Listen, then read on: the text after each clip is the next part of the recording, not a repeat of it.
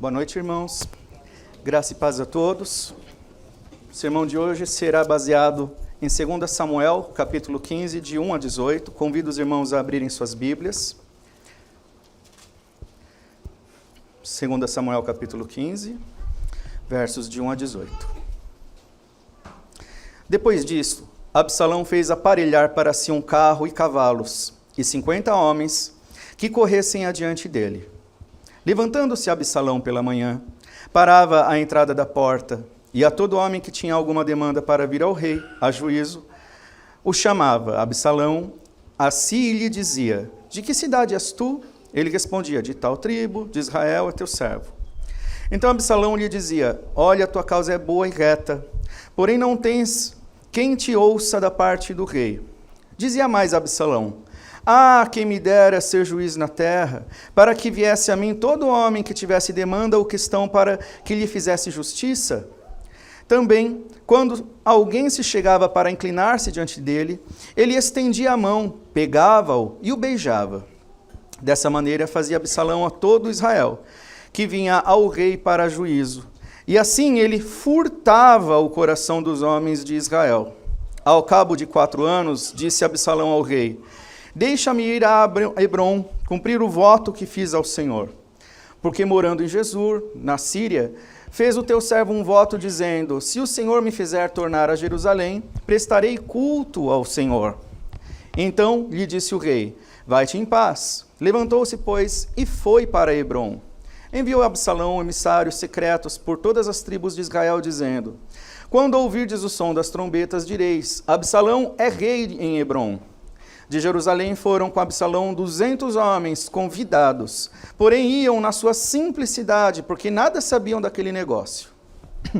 Também Absalão mandou ouvir Aitofel, o Gilomita, do conselho de Davi, da sua cidade de Giló. Enquanto ele oferecia os seus sacrifícios, tornou-se poderosa a conspiração e crescia em número o povo que tomava o partido de Absalão. Então veio um mensageiro a Davi, dizendo: todo o povo de Israel segue decididamente a Absalão.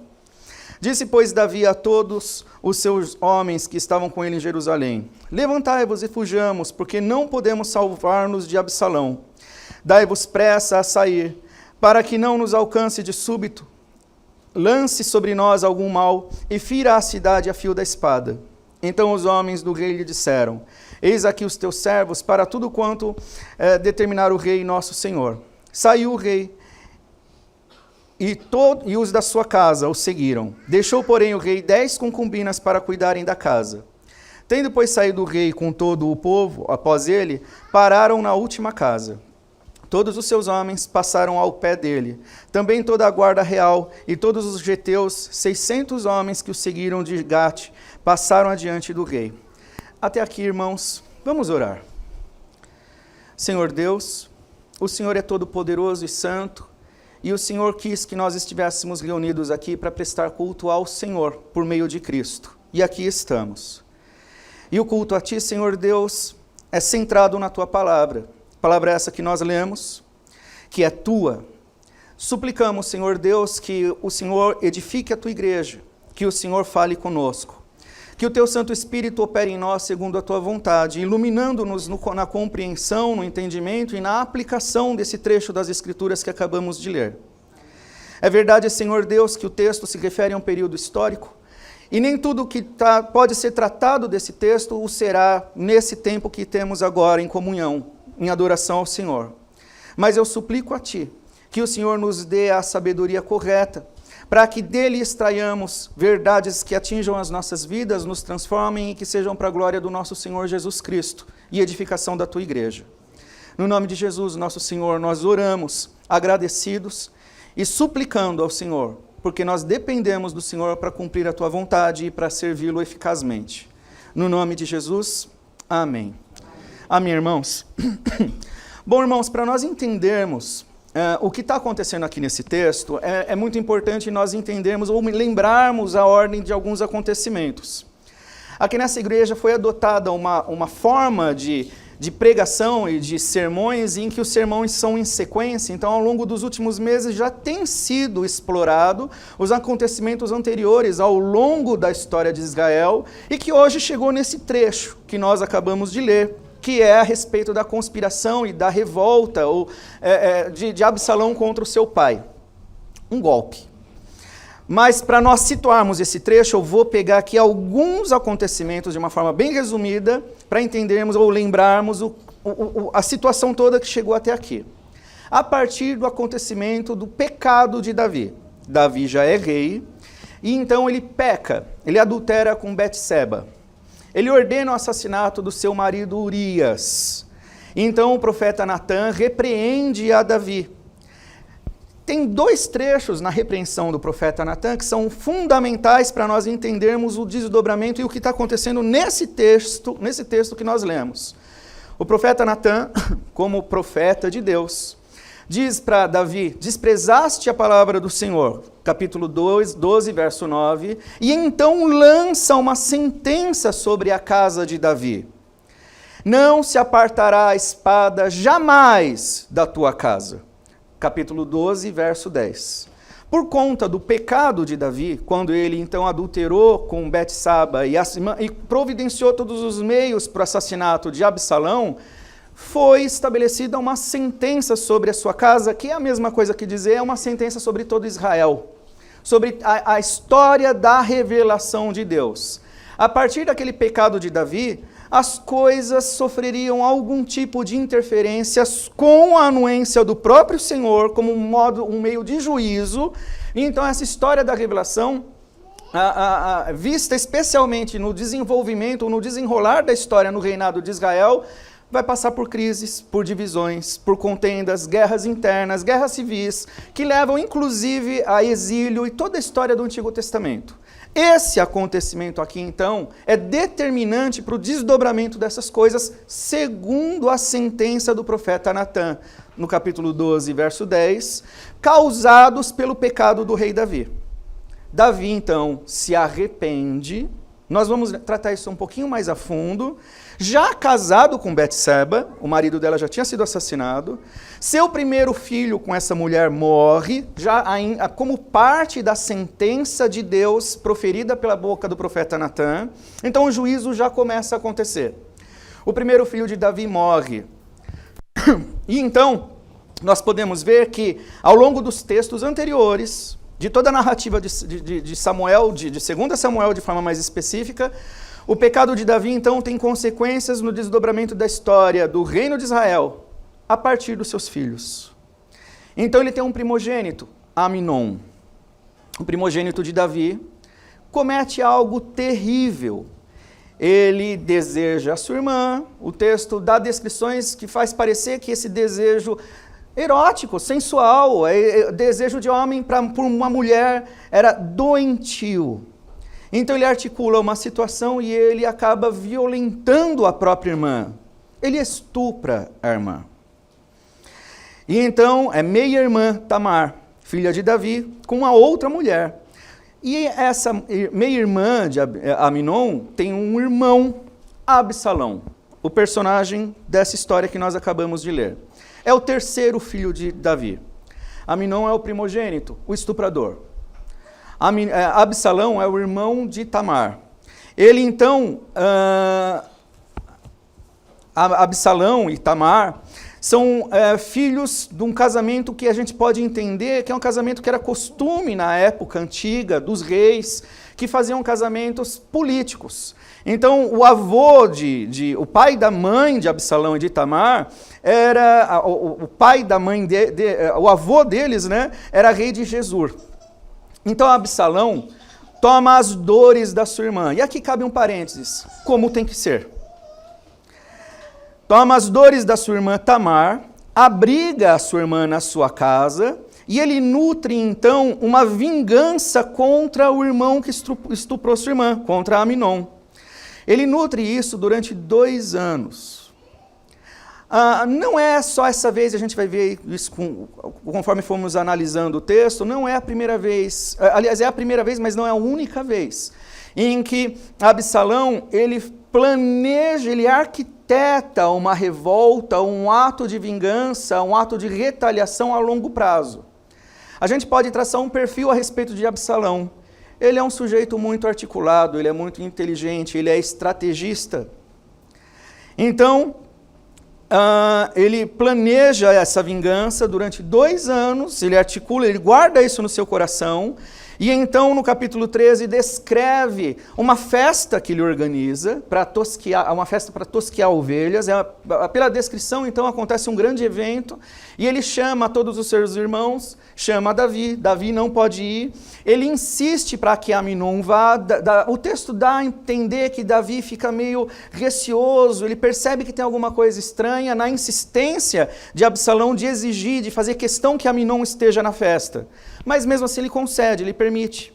E Aminon vai, e lá na festa, Absalão mata seu irmão.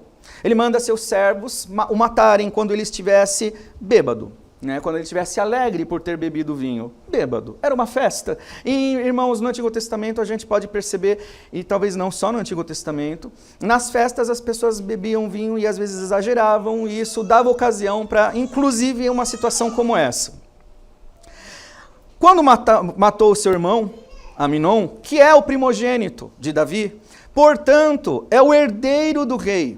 Na linha de sucessão para herdar o reinado de Israel, seria Aminon o próximo rei. Aminon, então, é o preferido de Davi. E aqui a gente vai perceber algo também complicado, que complica bastante o próprio rei Davi. Mas então Absalão providencia a morte do irmão. Ele foge para a terra do seu irmão, do seu avô. Lembra que o avô dele é um rei em Gesur, isso fica na Síria. Por que ele foge? Porque ele sabe que Davi ia retaliar. Davi tomou as dores da morte de Aminon. Davi provavelmente ia punir Absalão. Eu já vou voltar aqui nesse ponto daqui a pouco. Primeiro a gente só vai fazer uma leitura geral para pegar todo o contexto, para a gente entender o que aconteceu no capítulo que lemos. E então ele foge, Absalão, para a terra do seu avô. Lembra que é um casamento político. Ele tem então relações lá. Ele tem amigos, tem parentela, ele tem abrigo, ele tem segurança na terra do seu avô. E fica escondido, fica abrigado, protegido na terra do seu avô durante 3 anos. Tempo suficiente para Davi ter a sua ira aplacada. Por conta do assassinato do seu primogênito Aminon, que era o herdeiro do trono. Joabe, que é um general de Davi, percebe então, passados esses 3 anos, que a ira de Davi foi aplacada, ele já não está mais com raiva de Absalão, ou pelo menos não evidencia mais isso. Então Joabe encena uma situação para convencer ao rei Davi para trazer Absalão de volta para Jerusalém. Davi percebe que é uma encenação, não vamos nos ater a esse texto, é só para a gente entender o geral. E mesmo assim consente em mandar trazer o exilado Absalão de volta para Jerusalém. Só que ele exige não vê-lo nunca mais. Dá uma pausa aqui para fazer algumas considerações sobre os acontecimentos até então. Aminon comete um pecado grave, estuprar a própria meia-irmã. É um pecado gravíssimo, é um crime. Aminon é o filho de Davi, que é o primeiro na linha de sucessão. Depois de Davi, ele seria o herdeiro do trono. Davi não pune seu filho. O texto não descreve nenhum tipo de punição, nenhum tipo de censura. Davi é alguém que conhece profundamente a lei, conhece profundamente a Deus, mas aqui a gente começa a perceber, e a gente pode fazer algumas especulações do porquê, uma certa frouxidão da parte do rei Davi na maneira de tratar os seus filhos, na educação dos seus filhos, na disciplina aos seus filhos. E essa frouxidão do rei Davi abre uma janela enorme, uma brecha gigantesca para o ressentimento de Absalão. Até então, até o momento em que Absalão toma as dores da sua irmã e a abriga porque ela foi violentada, e Absalão é alguém que na linha de sucessão ele é inferior a Aminon. Então ele não goza da mesma autoridade e dos mesmos privilégios. Mas ele protege a sua irmã, ele toma as dores da sua irmã. e ele nutre uma vingança. Mas se a gente olhar bem, ele tem razão em proteger a sua irmã e ficar com raiva do próprio pai. Era o pai que era autoridade e deveria ter censurado o filho, deveria ter feito alguma coisa, a justiça precisava ser feita. Não fazer justiça de acordo com a lei de Deus também é quebrar a lei de Deus e é servir, é estabelecer, é obrar a favor da injustiça. A omissão não é neutralidade. Omissão é permitir, é trabalhar ativamente para que a injustiça e os pecados se proliferem, se estabeleçam. Nesse caso, Davi omitiu. Absalão, percebendo então o crime e o dano sofrido pela sua irmã, ele tomou a frente disso, mas ele também perverteu a justiça, transformando o pretexto da justiça, na verdade, para um motivo para a vingança.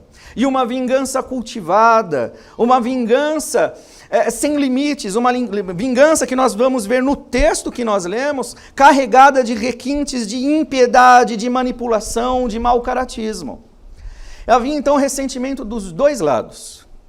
Absalão diante de Davi, seu pai, por não ter feito o que deveria ter feito, e também por parte de Davi, a respeito do seu filho Absalão, por ter matado o seu filho, que era o primeiro na linha de sucessão. Então haviam ressentimentos e rancores. Apesar de amar a Deus, e o texto bíblico descrever Davi como homem segundo o coração de Deus, mais uma vez, nós vemos esse personagem que é sim um personagem abençoado por Deus, é um personagem que Deus usou bastante, mas mais uma vez, nós vemos que até mesmo homens ungidos, consagrados, pecam miseravelmente. O texto continua. Não esse que nós lemos, o texto anterior. A descrição de Samuel gasta palavras para falar que ele era inclusive bonito, carismático. E 2 anos, ele foi recebido em Jerusalém, e ele ficou lá durante 2 anos. E durante esses 2 anos, por causa do seu carisma e beleza, Absalão passou a ser celebrado pelo povo de Jerusalém. Porque ele era bonito, ele tinha carisma, ele chamava a atenção. De certa forma, a gente pode ver nessa descrição que Absalão é uma espécie de repetição da história do próprio Davi, que também era celebrado, jovem formoso, um menino ruivo de gentil aparência, alguém que lutava por aquilo que é certo e que foi também exilado por causa da perseguição do rei do seu tempo. Existiam ali paralelos nas histórias dos dois. Passaram mais 2 anos. Então, Absalão, depois de 2 anos em Jerusalém, sem ver o pai, como o rei Davi tinha exigido, traz ele de volta, mas eu não quero vê-lo nunca mais. Não foi praticado perdão ali. Não foi praticada a restauração no relacionamento entre eles. Absalão estava ali, mas Davi não queria vê-lo mais. E estando em Jerusalém, chamando a atenção das pessoas por causa da sua beleza e carisma, Absalão então tem uma iniciativa e pretende rever seu pai, rei Davi. Para isso, então, ele manda um mediador. Eu não vou direto, Absalão, né? Meu pai não gosta de mim, meu pai tem ressalvas, tem motivos para me perseguir, então eu não vou ter iniciativa de ir lá bater na porta do palácio para conversar com ele. Né? Vai que ele tem uma reação, sei lá, de me mandar prender, sei lá. Então ele pede um mediador, Joabe, general de Davi, para fazer com que Joabe marque um encontro entre os dois. Absalão quer conversar com o pai. Ele então manda chamar Joabe, 2 vezes Joabe ignora esse chamado. Absalão é um estrategista, é um sujeito esperto, é um sujeito de iniciativa, mas é um sujeito muito marcado pelo seu rancor, e esse rancor vai cada vez mais afetando a sua personalidade e o seu testemunho. Joabe ignora Absalão e ele não deixa isso passar barato. Joabe tem um terreno que é vizinho de Absalão. Absalão simplesmente manda tacar fogo na plantação de cevada de Joabe, porque através de um incêndio Joabe não teria como ignorar que Absalão quer falar com ele.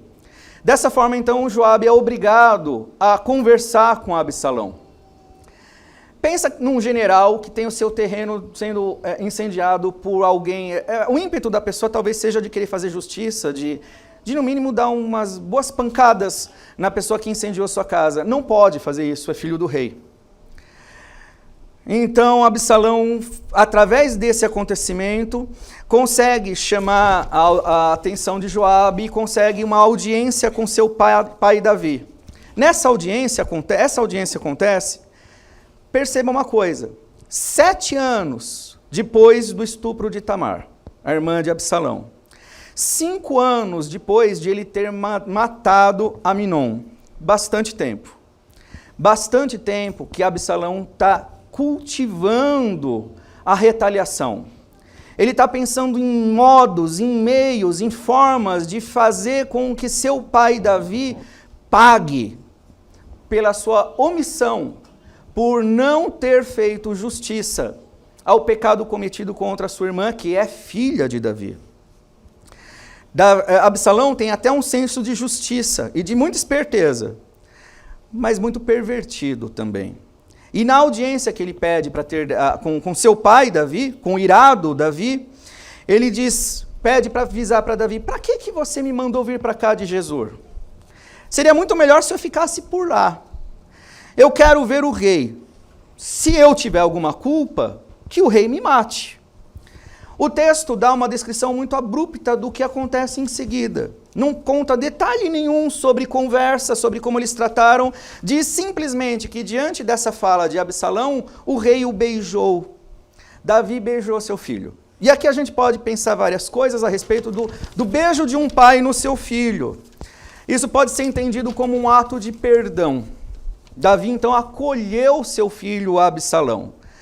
Embora o texto não dê muitos detalhes, mas o que Absalão estava disposto a esperar do seu pai, uma retaliação, uma condenação, inclusive condenação à morte, que é o que ele diz, é o contrário que ele recebe. Ele recebe um beijo do pai.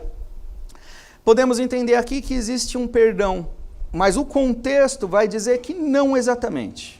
Ainda ficam rusgas, rancores, amarguras sobre esses acontecimentos. E então chegamos nesse nosso texto. Essa parte toda é imediatamente anterior ao texto que nós lemos. E então Davi beija Absalão, e o que Absalão faz em seguida? Faz o que nós acabamos de ler. Verso 1, depois disso, Absalão fez aparelhar para si um carro e cavalos e 50 homens que corressem diante dele. Isso aqui é só para dar uma introdução, porque a gente vai analisar trecho a trecho desse texto aqui. Então, os desdobramentos aqui narrados, os acontecimentos aqui são desdobramentos daqueles acontecimentos anteriores. Então, o texto descreve um Absalão bastante inteligente, esperto, estrategista, carismático, rancoroso. Ele matou Aminon e agora ele quer punir seu pai, que errou por não ter punido Aminon.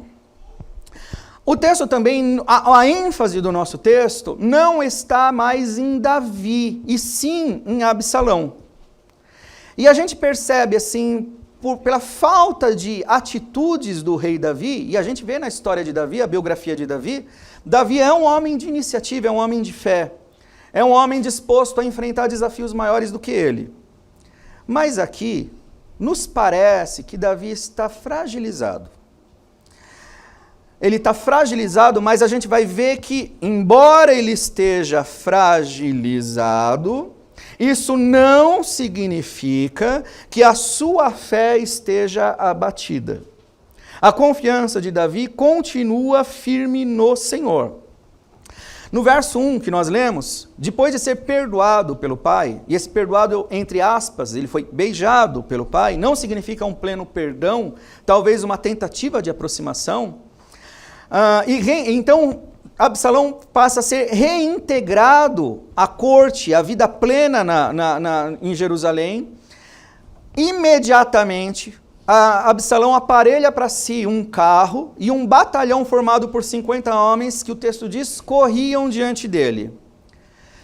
Absalão já era celebrado pelo seu carisma e beleza.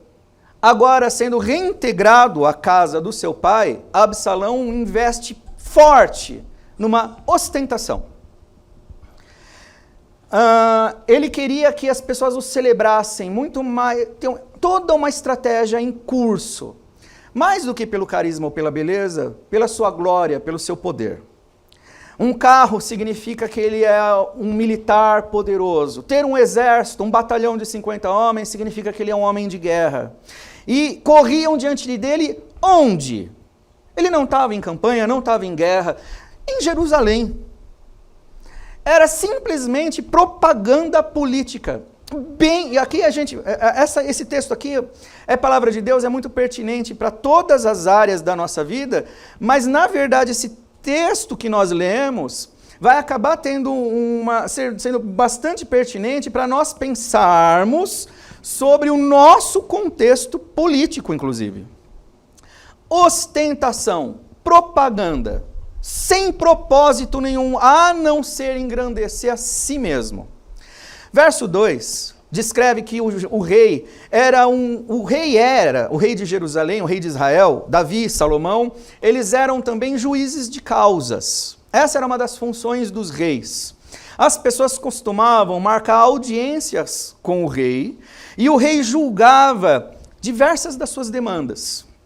Então o rei, Davi, conhecedor da lei de Deus, era alguém a quem, por exemplo, depois tem o texto clássico sobre Salomão, de duas mulheres disputando um filho.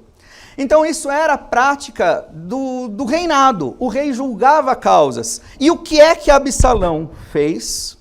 Absalão passou a interceptar essa atividade do rei. No verso 2 descreve que ele se colocou, levantando-se Absalão pela manhã, à entrada da porta, e a todo homem que tinha alguma demanda para vir ao rei a juízo, o chamava Absalão a si e dizia: de que cidade és tu? Ele respondia: de tal tribo de Israel é teu servo. O que estava acontecendo aqui? Desde cedo, Absalão com seu carro, com seus 50 homens, com toda aquela ostentação, pompa e circunstância, se posicionava na entrada do templo.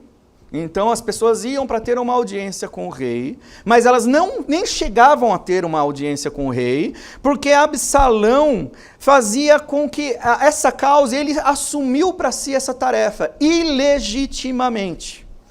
Então ele passou a julgar a causa das pessoas. E o texto diz que ele dizia para as pessoas que a sua causa é boa, a sua causa é reta. Isso não é ser juiz, irmãos. Absalão passou a alisar o ego das pessoas e dizer para as pessoas o que elas queriam ouvir. Todo mundo que queria uma audiência com o rei para julgar a sua causa, Absalão ali estabelecido na entrada do palácio, dizia para qualquer pessoa que tinha a sua causa marcada com o rei, que a sua causa está certa, você tem razão, você vai ganhar, você tem esse direito. Ele passou a apoiar as pessoas pelo menos na fala, ou numa maneira de aumentar o ego das pessoas, de inflar as pessoas, mas o texto vai dizer que é mais do que isso. Ele passa a dizer o que as pessoas querem ouvir e pior. Ele passou a trabalhar ativamente para fazer com que as pessoas diminuíssem a sua confiança no rei. Não há quem te ouça da parte do rei, ele dizia. Em outras palavras, o que é que Absalão estava fazendo? Ele estava interceptando. As pessoas estavam indo falar com o rei, ele se colocava no meio do caminho, as pessoas não chegavam até o rei, então ele dizia para as pessoas o que as pessoas queriam ouvir, e ao dizer para as pessoas o que elas queriam ouvir, ele deslegitimava o rei, dizendo: eu resolvo a sua situação, porque lá dentro não tem quem faça isso. Resolve aqui comigo. Você não precisa passar aqui da porta, porque eu sou o cara para resolver. Eu tenho um carro, eu tenho um exército, eu sou o filho do rei, o rei me beijou, eu estou plenamente estabelecido aqui. Daqui a pouco talvez o Davi não vai ser mais rei, vai cair, porque eu estou aqui. Talvez na linha de sucessão eu seja o próximo. Absalão já estava trabalhando nisso. Da surdina, de uma forma traiçoeira. Então ele passou a julgar as pessoas contra Davi, minando a confiança do povo de Jerusalém, minando a confiança deles no rei. Absalão fazia também um tipo de cadastro. dessas pessoas: de qual cidade você veio? Você é de que tribo? Então tinha ali alguém com um cadastrozinho, né? E à medida que as pessoas conversavam com Absalão, ele fichava essas pessoas. Era uma espécie, no verso 4, de campanha eleitoral política bem suja, de autoexaltação. Ele diz inclusive: ah, quem me dera se eu fosse o juiz.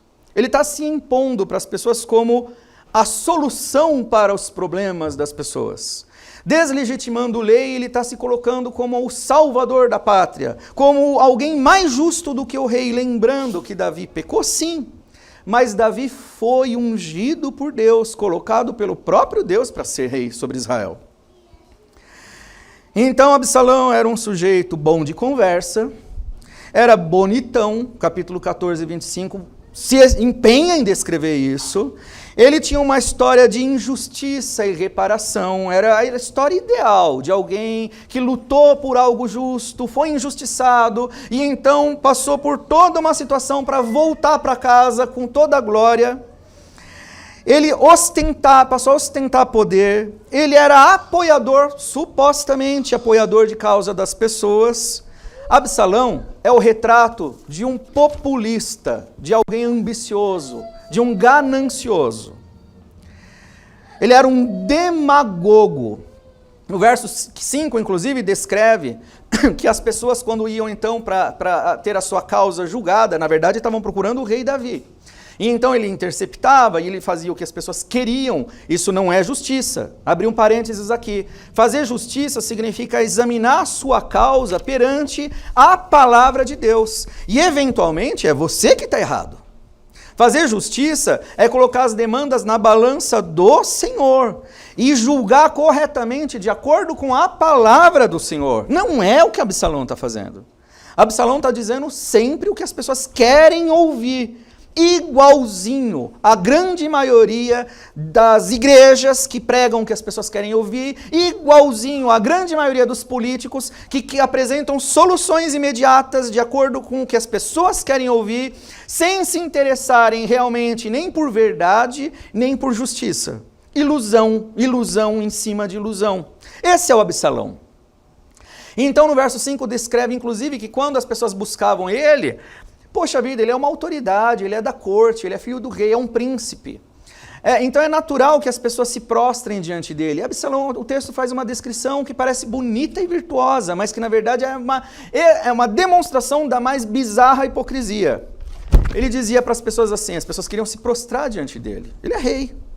Não se prostre diante de mim. Qual é a mensagem disso? Eu sou como você é como eu sou o povão. É assim que Absalão se vendia para as pessoas.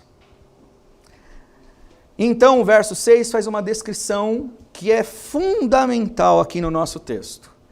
Diz que Absalão furtava o coração dos homens de Israel. Só que é muito interessante que quando eu estudei esse texto para preparar esse nosso sermão, ao mesmo tempo, nesse momento em que esse texto eu tenho uma Bíblia que é a Bíblia em ordem cronológica. É uma bênção de Bíblia. Nesse mesmo momento, Davi escreve o Salmo 62. E eu quero ler com vocês pelo menos o começo do Salmo. E fica a lição de casa para os irmãos lerem o Salmo inteiro. Lembrando, irmãos, que coração no pensamento hebraico não é sentimento. É alma, é a vida, é a plenitude do ser. Então, Absalão, o texto diz no verso 6, 15 e 6, olha só. Dessa maneira fazia Absalão a todo Israel que vinha ao rei para juízo, e assim ele furtava o coração dos homens de Israel. Ao mesmo tempo, Salmo 62, verso 1, Davi louvando ao Senhor. Somente em Deus, ó minha alma, espera silenciosa, dele vem a minha salvação. O contraste. Enquanto um está roubando o coração dos homens de Israel, o rei Davi está investindo cada vez mais em colocar o seu coração no Senhor. São caminhos opostos. Enquanto um, por meio da corrupção, conquista e furta o coração das pessoas, Davi, que eu disse aparentemente fragilizado, puxa vida, ele perdeu seu filho há poucos anos. Faz 5 anos que Aminon foi assassinado. A consciência de Davi está pesando, porque ele foi assassinado,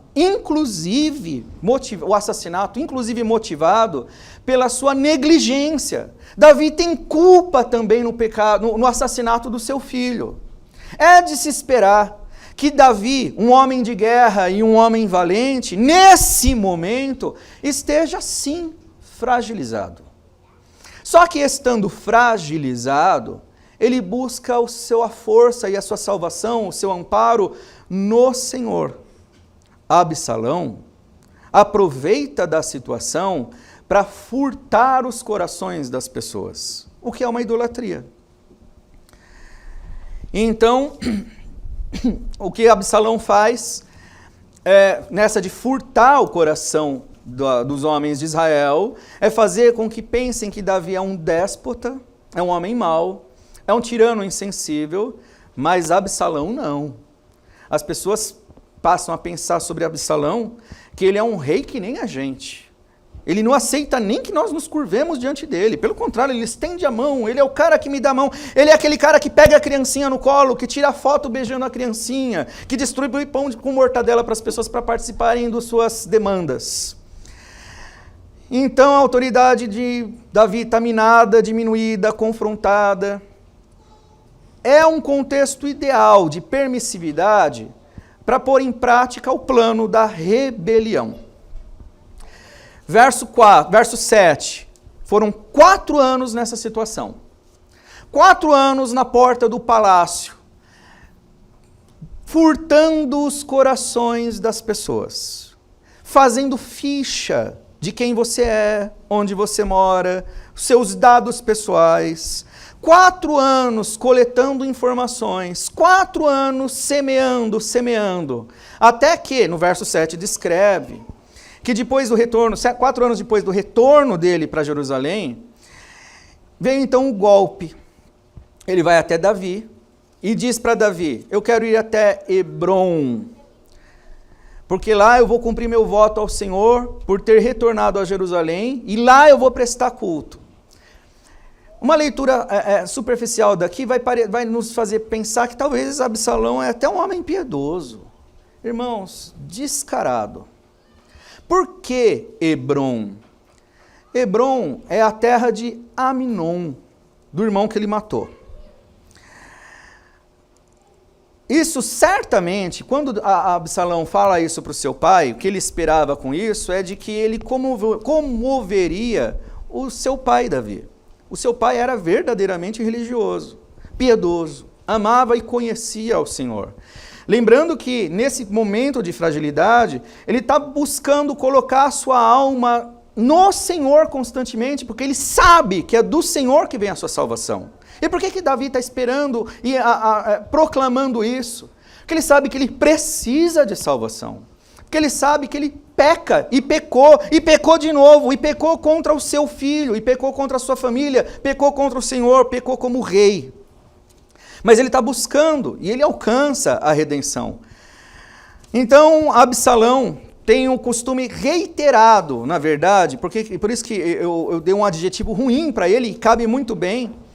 Ele tem um costume reiterado de inventar belas histórias muito bem elaboradas, sobre coisas virtuosas, como, por exemplo, o pretexto para matar seu irmão, ele disse que daria uma festa, né, de tosquiação, que na verdade era um disfarce para assassinar seu irmão. Agora ele está falando que ele quer ir para Hebrom para cultuar o Senhor, que mais uma vez é um disfarce para o golpe que está em curso. Um golpe de tomada do poder de Jerusalém. Então, no verso 9, Davi consente, diz para Absalão, vai em paz. Verso 10 descreve que Absalão, então, envia aqui o golpe. Envia emissários secretos para todas as tribos de Israel. Lembra que ele fez um cadastro das pessoas? que ele procurou fazer um levantamento de quem é, de onde mora, qual é a sua tribo. Então agora tem um destino certo, tem pessoas arranjadas em todos os lugares. Tem gente que já fechou com ele nessa ideia. Então ele manda emissários secretos para todas as tribos de Israel. Ele trabalhou nisso durante 4 anos. É um sujeito muito paciente.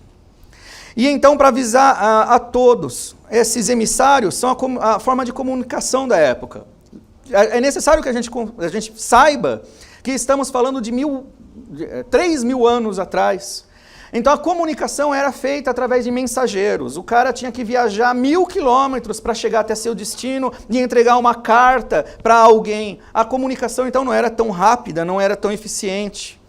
Então ele manda emissários secretos e diz: quando vocês ouvirem o som da trombeta, digam: Absalão é o rei de Hebrom. E Hebrom é para dar uma lição em Davi, é a terra de Aminon. O recado está muito claro. Isso é uma vingança. Verso 11. Absalão então trouxe contigo. Olha o efeito do populismo. De um político sem vergonha. De alguém sem caráter nenhum. Então ele primeiro manda emissários. E então ele vai para lá com um monte de gente. Ele leva consigo uma comitiva de Jerusalém. E o texto descreve essas pessoas. 200 homens. Gente que foi por ele convidada, gente simples. O que isso quer dizer? Gente que não sabia qual era a verdadeira intenção, o verdadeiro propósito de Absalão. Absalão está usando as pessoas como massa de manobra. Absalão, ele dizia para as pessoas: a sua causa é reta e justa. Não é porque ele tinha interesse nas pessoas, não é pelo bem das pessoas, nem pela justiça acontecendo na sua sociedade ou nas vidas das pessoas. O interesse dele era simplesmente furtar corações, para fazer com que essas pessoas fossem como massa de manobra, gente facilmente manipulada, que sequer precisa saber para que está indo de tal lugar para tal lugar, para que está sendo instruída a ter certos atos, por que eles estão envolvidos nisso. Eles nem sabem, eles estão alienados, não sabem nem o que está fazendo. Nesse contexto, Davi então escreve o Salmo 41. Davi está muito lúcido de tudo isso. O texto não descreve as ações de Davi, mas os salmos descrevem. E a gente vê no Salmo 41 que Davi, na verdade, está muito consciente de tudo isso.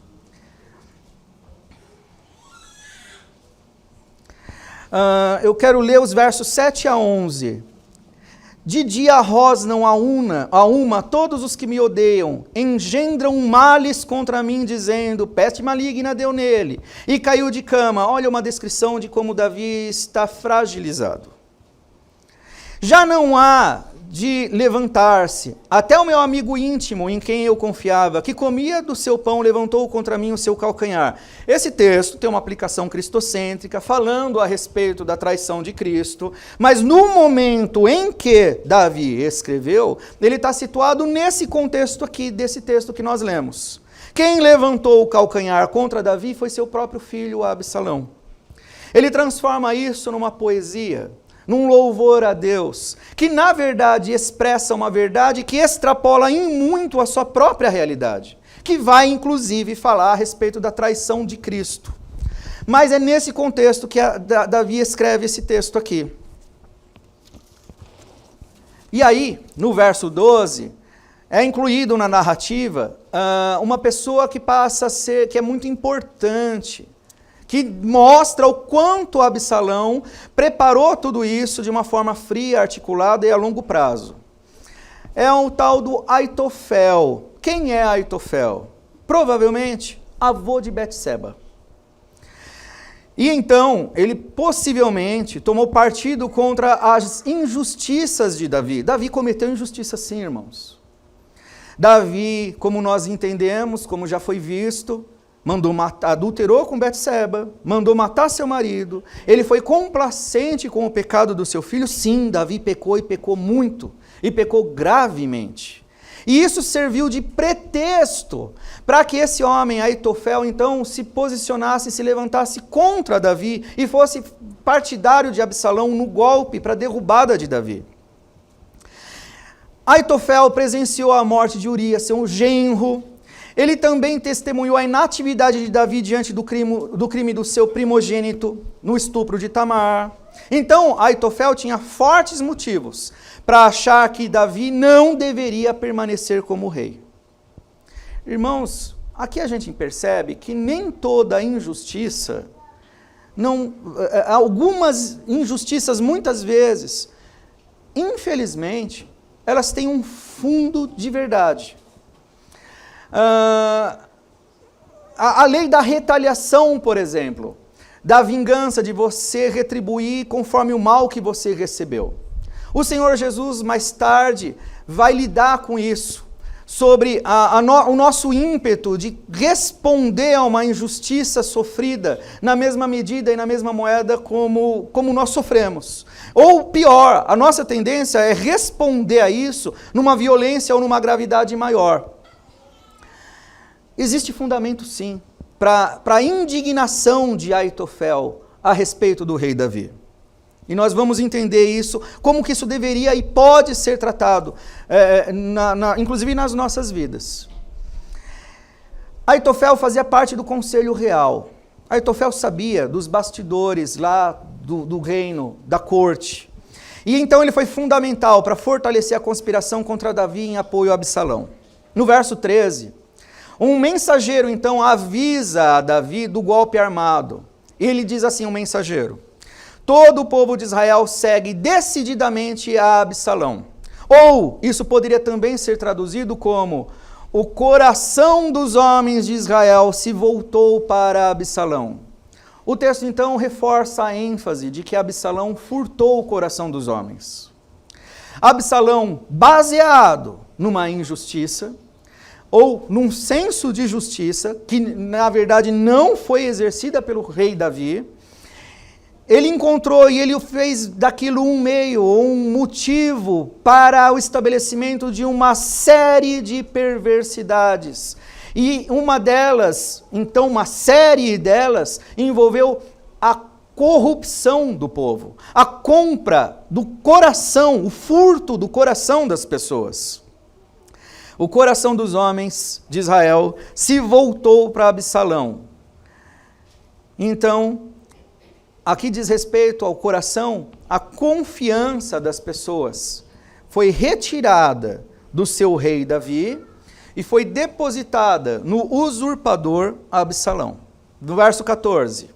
Ao saber então dessa rebelião, dessa conspiração, Davi então decide fugir. Eu confesso aos irmãos que quando eu li isso mais atentamente, levantou algumas questões. Davi é um homem de guerra. Davi não costuma fugir das pelejas. Davi tem plena confiança no Senhor. Por que Davi fugiu?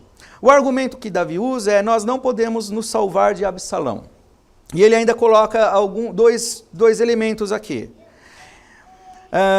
Ele não quer que ocorra uma guerra, uma peleja em Jerusalém. Talvez, irmãos, não é que Davi decida fugir porque ele não possa lutar contra Absalão. Ele não quer. Ele já tem culpa demais, é mais um filho. Ele já está bastante fragilizado pelos acontecimentos com Aminon. E ele sabe que por mais que Absalão seja um perverso, infelizmente, um homem perverso, mas ele está baseado numa razão. Ele tem um bom motivo para isso. Davi, talvez o texto não diz isso, mas considerando toda a narrativa bíblica a respeito de Davi, de como são os homens de Deus, e de que Davi era um homem segundo o coração de Deus, Davi não era impecável, Davi pecou, como nós percebemos, mas Davi tinha ciência disso. E Davi não ia tomar uma atitude correndo risco de causar danos para o seu povo e na sua cidade, quando na verdade ele também tem culpa no cartório. Então ele: não posso lutar contra Absalão. Tanto é que a descrição, especialmente do verso 16, dá uma descrição muito interessante. Quando ele sai, a ideia que ele saiu a pé. Ele saiu da sua casa do palácio e ele deixa ali 10 concubinas no palácio. Por quê? Porque Davi quer que o reino continue. Não é para ser devastado. A casa real, o palácio, precisa continuar sendo cuidado. Ele tem confiança de que a história vai continuar. Ele sabe que o reino de Israel é um reino do Senhor. Ele sabe que ele é ungido do Senhor, mas ele é transitório. O reino é além dele. O reino não é ele. Ele é um servo do Senhor. E ele pecou. Então, diante dessa situação, possivelmente Davi entendeu que é melhor deixar para lá e confiar no Senhor, que é o que ele reitera o tempo todo ao longo dos Salmos. Não é que Davi não pudesse lutar, que ele estivesse tão fraco, ou desmoralizado, ou sem exército ao seu redor. No verso 15 diz que ele tinha servos que o serviram fielmente. Uma parte fiel permaneceu ao lado de Davi, mas ele não queria lutar contra seu filho. Pelo menos não aqui, não nesse contexto. Isso, irmãos, é bonito.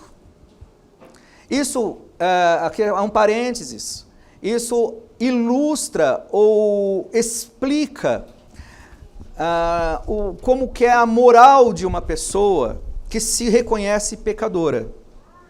A pessoa baixa suas armas quando ela sabe que ela tem culpa no cartório.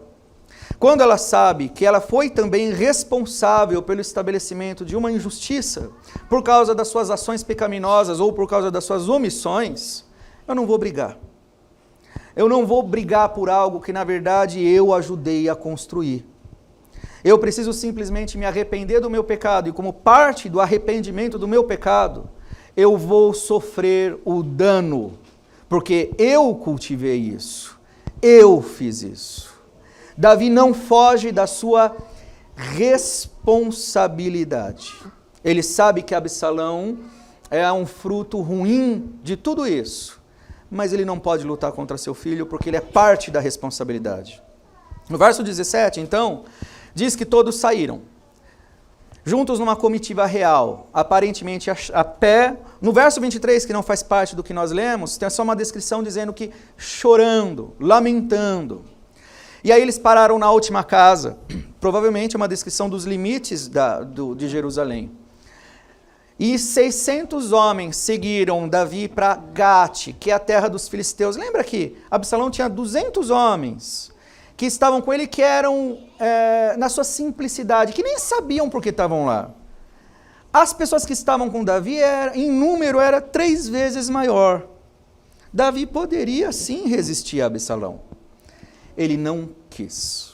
Quando ele diz eu não posso, é por causa de um senso moral. Não é por causa de uma desproporção de força. Davi é mais forte. Os que estão com Davi são em maior número, mas a sua consciência pesa. E aqui eu separei então, diante desse texto, 4 lições e 4 aplicações.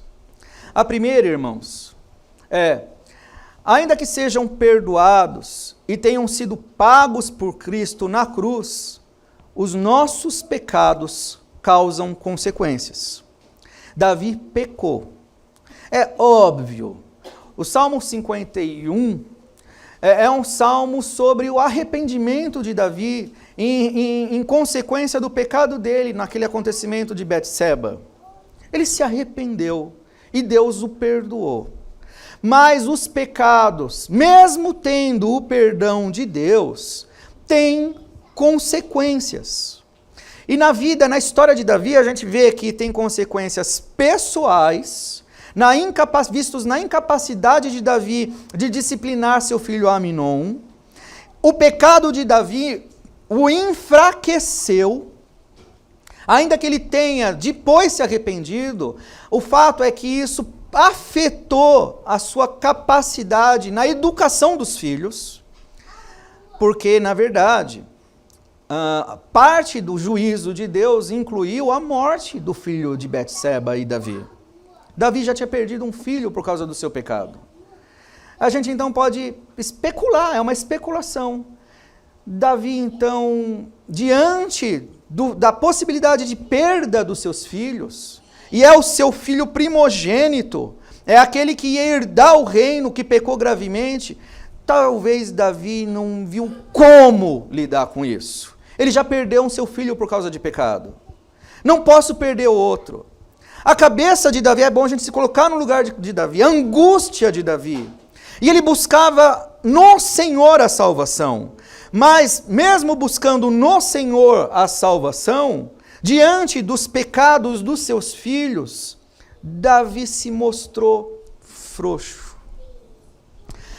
Pecados, então, têm consequências. Na vida de Davi, teve consequência pessoal, familiar. O pecado de Davi comprometeu, então, as suas relações entre pais e filhos. Olha Absalão tendo ódio do pai. Entre filhos e filhos, entre irmãos com irmãos, olha a situação entre Absalão, Amnon e Tamar. Também teve consequências sociais. Esses pecados não tratados, não resolvidos, especialmente entre Davi e Absalão, porque o pecado de Davi a respeito de Betseba e Urias foi tratado, Salmo 51. Mas esse aqui, com aquele beijo fajuto, que não foi tratado, porque eu não quero ver o meu filho, essa foi a sentença que ele tinha dado a respeito de Absalão, causou consequências na sociedade. Absalão, então, furtando os corações dos homens de Jerusalém, ao passo que Davi, sabendo disso, não se viu em condições de se opor ao seu filho. Então, Gálatas 6,7, não se enganem, Paulo falando, de Deus não se zomba. O que o homem semear, isso também você vai colher. Se nós adulteramos, irmãos, nós podemos até pedir perdão e seremos perdoados pelo Senhor. Mas isso terá consequências. Se nós roubamos, isso vai ter consequência. Se nós praticamos idolatria, amamos o dinheiro mais do que deveríamos, isso vai ter consequências. Talvez até mesmo nos seus descendentes, irmãos. Na minha vida. Pecados, então, aqui então leva a uma segunda lição. Pecados precisam ser verdadeiramente tratados. Davi pecou. No primeiro caso, o adultério com Betseba e o assassinato de Urias. Resolvido, Salmo 51. Mas na segunda vez, ele foi complacente no estupro de Amnon. E aí essa injustiça promoveu essa sede de vingança em Absalão, rancor, ira, vingança, que levou à deslegitimização de Davi, levou à injustiça. Na oportunidade que eles tiveram de tratar o pecado, houve apenas um ato superficial. O texto de João, capítulo 1, 9, fala que se nós confessarmos os nossos pecados, Ele, o Senhor, é fiel e justo para nos perdoar os pecados e nos purificar de toda a injustiça. O que é um perdão eficaz? O perdão eficaz exige a necessidade da confissão. Você precisa reconhecer o seu pecado, lidar com ele. Ele tem nome, ele tem endereço, ele é muito bem definido pela palavra de Deus. Confissão significa confrontar, identificar, reconhecer. E aqui eu quero fazer uma observação. É muito comum as pessoas dizerem que se arrependeram, que se converteram, se tornaram evangélicas, mas não quero falar sobre o meu passado, não quero tocar nisso. É a menina que dá um jeito de matar os pais, mata os pais para ficar com a herança, e presa diz que se converte, mas não quero falar sobre o meu pecado, sobre o assassinato que eu promovi, porque isso fere o meu coração. Então pessoas que cometem coisas terríveis e lá na cadeia dizem que se arrependem, mas não querem nunca, diante do juiz, quando está numa audiência, não dizem que cometeram o crime. Obedecem o que os advogados dizem, ficam tapeando todo mundo para tentar reduzir a pena, enganando todo mundo, mas dizem que se arrependeram, que se converteram. Ou então pessoas que roubam, que adulteram, mas que não chegam diante da pessoa a quem ofendeu com seu pecado, para dizer, eu fiz isso contra você. Se eu te roubei, e roubei, suponhamos que é o caso, restituir o que foi tomado. Se te fiz um mal, dizer o mal que eu te fiz. O pecado exige confissão, confrontação, reconhecimento. Existe uma coisa que acontece, que é o que aconteceu no rei Davi a respeito do pecado, o pecado atinge a minha consciência. Então, eu como pecador, eu me apresento como alguém disposto a pagar a pena. O verdadeiro arrependido é aquele que está disposto. Um ladrão, vamos pensar num ladrão, não precisa ir muito longe, mas só para usar como ilustração. Um ladrão que entende o evangelho e se submete a Cristo, ele não vai querer fugir da justiça. É o contrário que ele vai fazer. Ele vai se entregar para a justiça, porque ele se arrependeu. E se entregar para a justiça é um dos frutos do seu arrependimento e da sua conversão. E ele está disposto a arcar com as suas penas, ainda que a pena seja pena de morte. Porque ele sabe que diante de Deus, Cristo pagou a sua pena. Mas diante da sociedade, ele é um devedor, ele tem uma dívida moral que é cobrada pelo próprio Deus. Não existe essa de arrependimento sem que você repare o dano feito. Então, traiu a esposa, meu irmão? Precisa falar para ela. Roubou? Precisa lidar com a pessoa com quem você roubou. Fez um mal? Repare o mal. Isso é uma evidência de arrependimento. Se você não confessar o seu pecado, se você não se deparar com o seu pecado, não há arrependimento. O que acontece aí é uma fuga. É um medo da pena. É um medo do inferno. Não é uma regeneração. É um medo de ser punido. O verdadeiro arrependimento, você não vai fazer as coisas pelo medo. Você foi livre. Você está diante de Deus. E é o Senhor quem te abençoa para você reparar o mal que você fez. E eu entendo que é mais ou menos o que Davi fez. Outra lição, a terceira lição, são 4 aplicações. O texto nos adverte duramente que nós podemos ser enganados. Lembra que os homens de Israel então iam lá, Absalão furtou o coração deles. Jeremias 17:9 já nos advertia, enganoso é o coração e desesperadamente corrupto. Irmãos, não é que ele é corrupto. Não confie no teu coração, não confie nos teus sentimentos, não confie nas suas opiniões, não confie nos seus prazeres. Eu não posso fazer isso comigo. Eu não posso acreditar que o que eu sinto é a expressão da verdade. Meu coração é desesperadamente corrupto. Quem é que vai conhecer a profundidade da minha corrupção? É o que Jeremias pergunta. O Senhor conhece.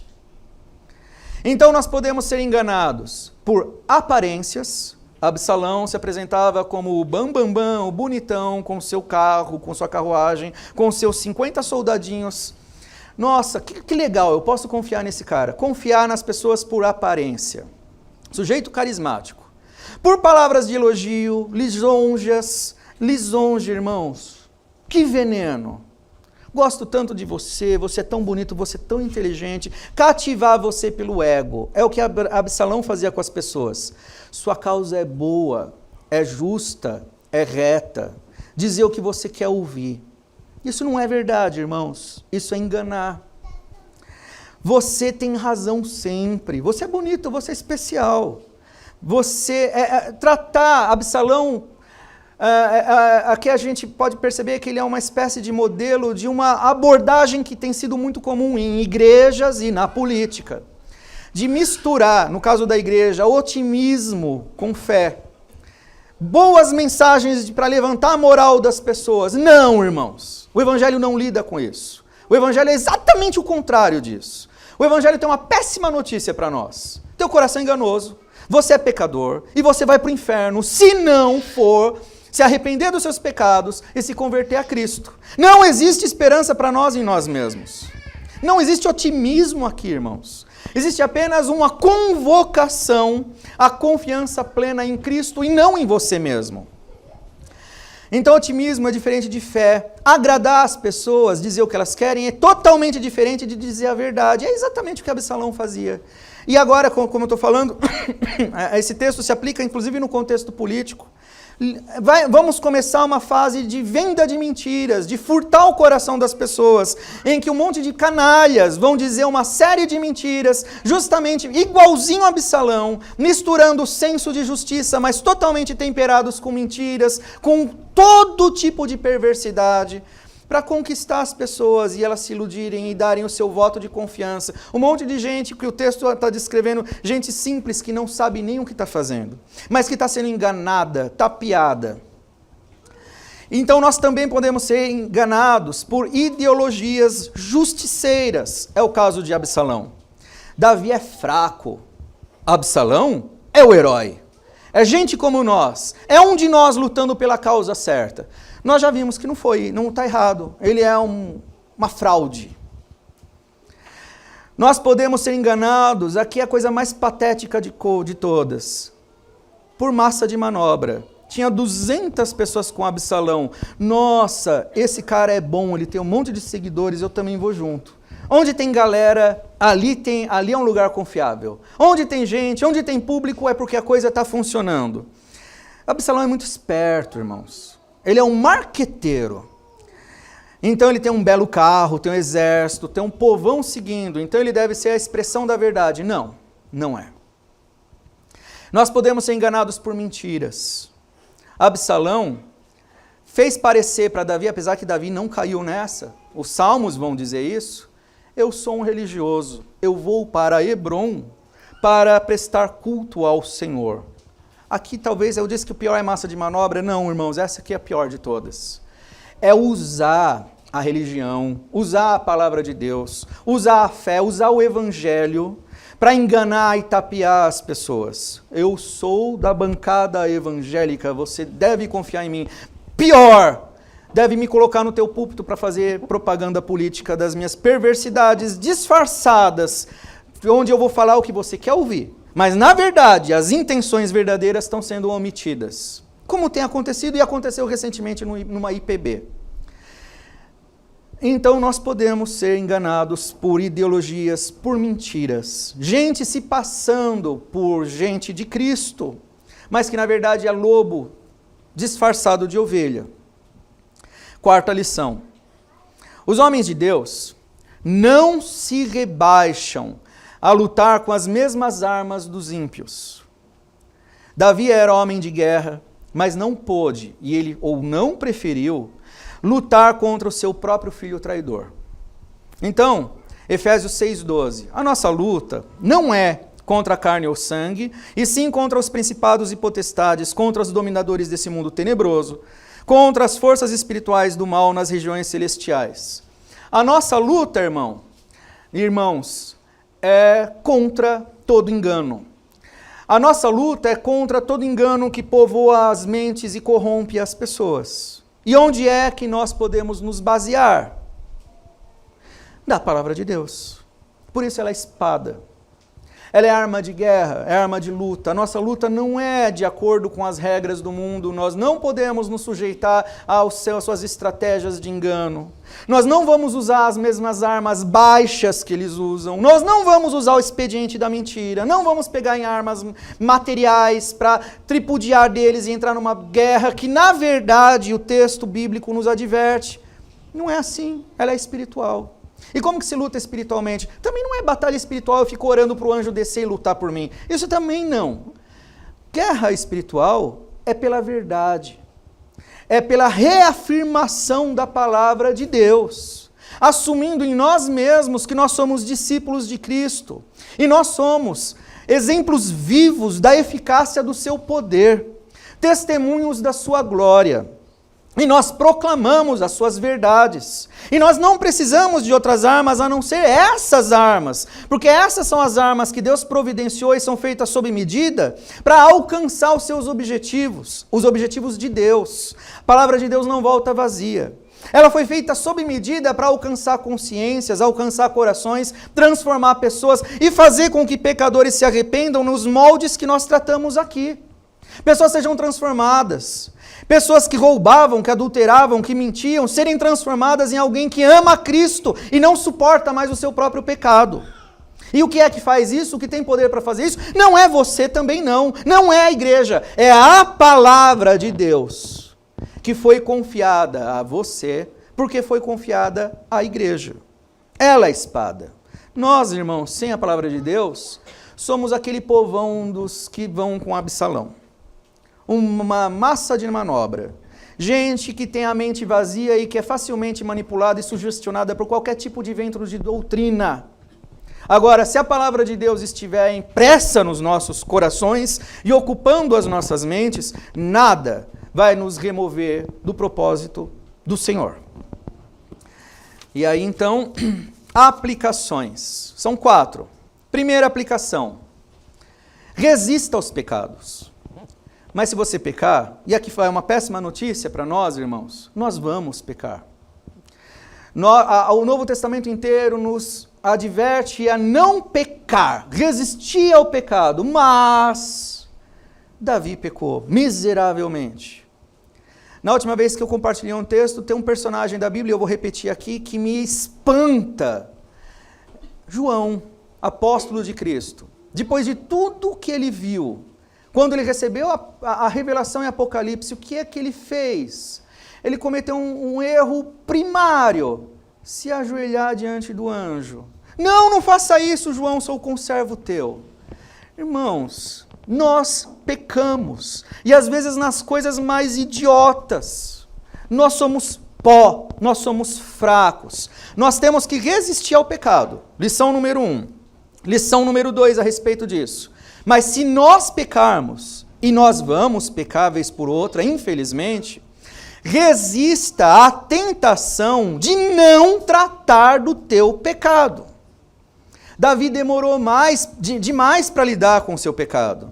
E o seu pecado frutificou, teve desdobramentos, causou tudo o que nós vimos, a raiva de Absalão. Pecou, irmão, o quanto antes. Confesse o teu pecado. Se retrate com quem você prejudicou. Claro que primeiro com o Senhor.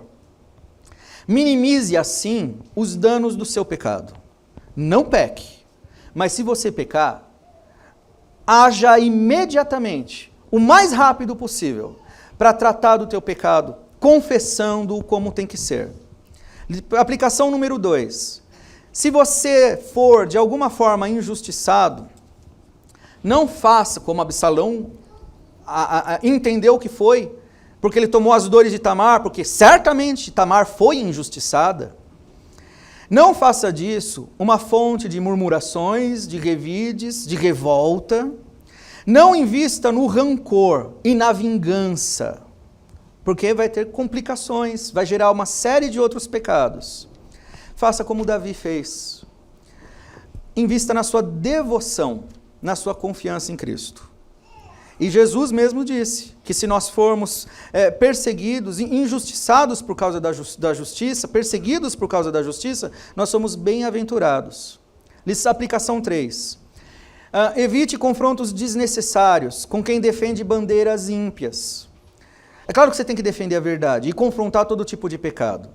Mas tome partido pela verdade, mas não cometa o erro de usar das mesmas armas que o ataca.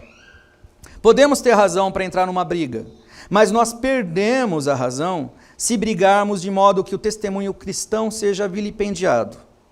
Podemos entrar numa briga pelo motivo certo, mas perder a razão por brigarmos da forma errada.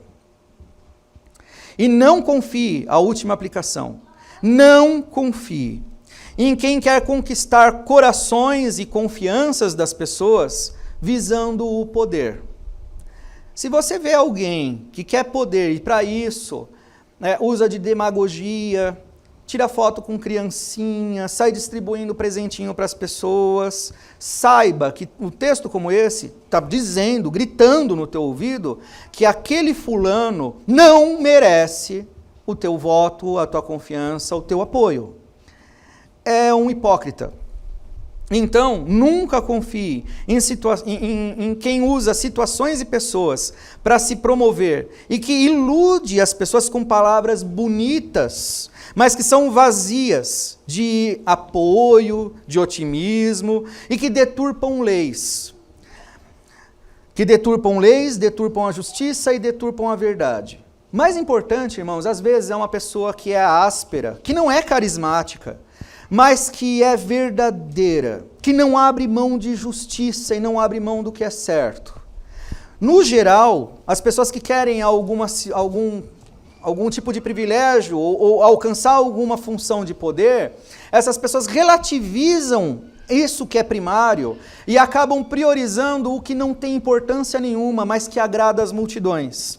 As aparências, o colorido, o oba-oba e o otimismo. Irmãos, isso não vale nada.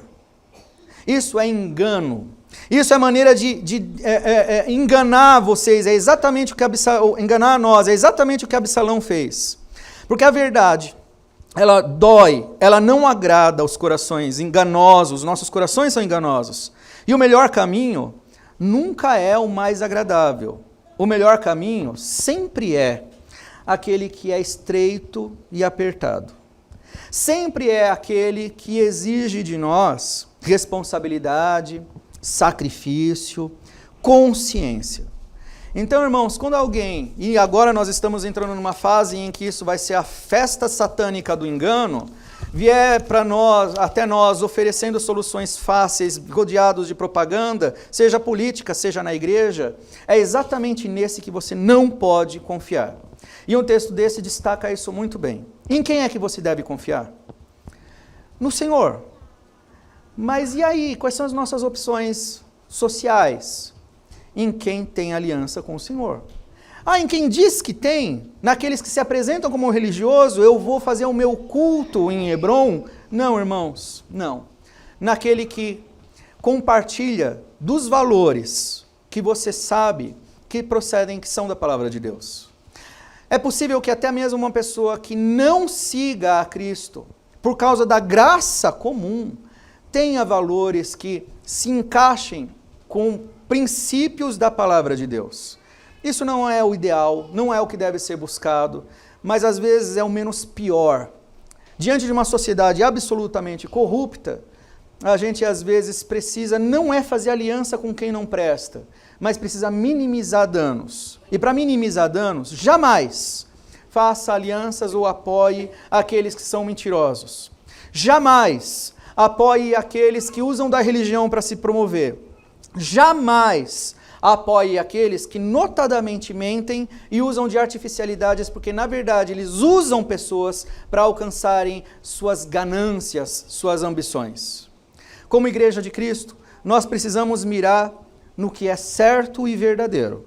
E esse caminho é um caminho que muitas vezes exige de nós sacrifício, mas é o único caminho que está diante de nós. Amém, irmãos?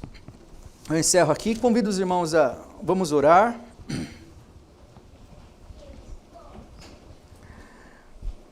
Senhor,